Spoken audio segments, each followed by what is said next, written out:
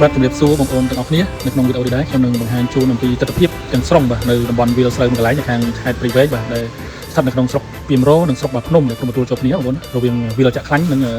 ភូមិទួលគុកច្រេះបាទបងប្អូនឃើញគឺវត្តគុកច្រេះបងប្អូននៅខាងស្រុក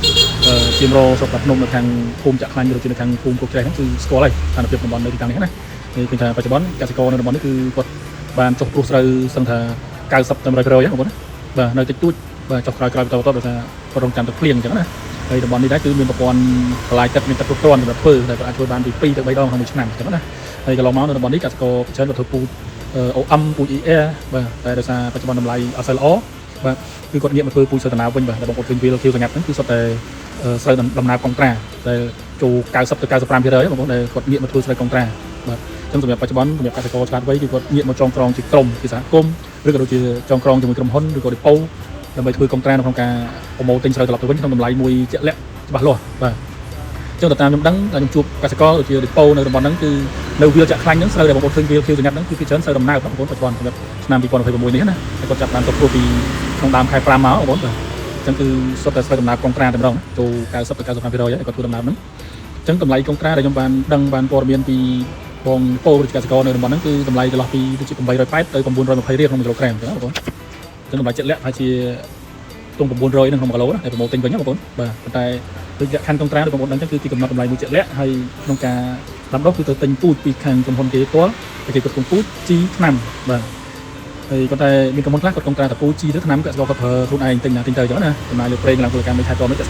តែមានក្រុមហ៊ុនខ្លះគាត់ប្រើពូជទាំងជីទាំងឆ្នាំតែម្ដងអញ្ចឹងណាក្នុងការធ្វើកុងត្រានេះគឺគាត់នឹងប្រមូលទិញមកវិញទៅពេលដែលដល់រដូវប្រមូលផលក្នុងតម្លៃដែលបានកុងត្រាគ្នាច្បាស់លាស់មុនពេលដាំដុះរួចហើយអញ្ចឹងណាបាទអញ្ចឹងនៅក្នុងវីដេអូនេះខ្ញុំសូមចែករំលែកប៉ុណ្ណឹងបាទខ្ញុំឃើញចុងក្រោយសូមទស្សនាទិដ្ឋភាពវាលស្រែស្រស់ស្អាតវាលសម្ងាត់នៅតំបន់វាលចាក់ខ្លាញ់នេះទាំងមូលទាំងនោះ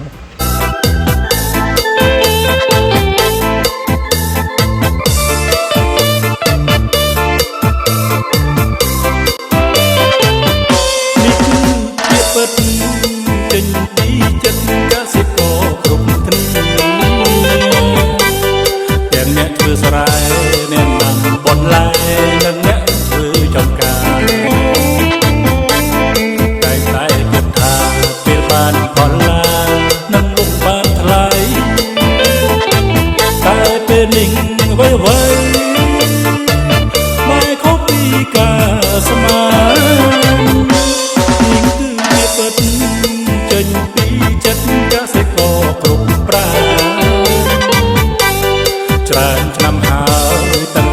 ពីស្បាយរងទុក្ខាពេលបានផលឡើងដោយទីផ្សារកសិផលតែតែល្អ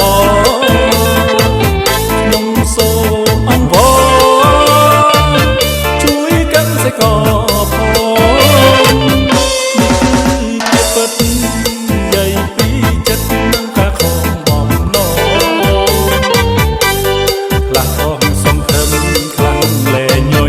ដាក់ប្អូនដាក់បងលំធ្វើច្រើនដងពេលច្រើនសាពេញមួយឆ្នាំពួកគាត់តែងតែសង្ឃឹមថានឹងបានតម្លៃប្រសើរ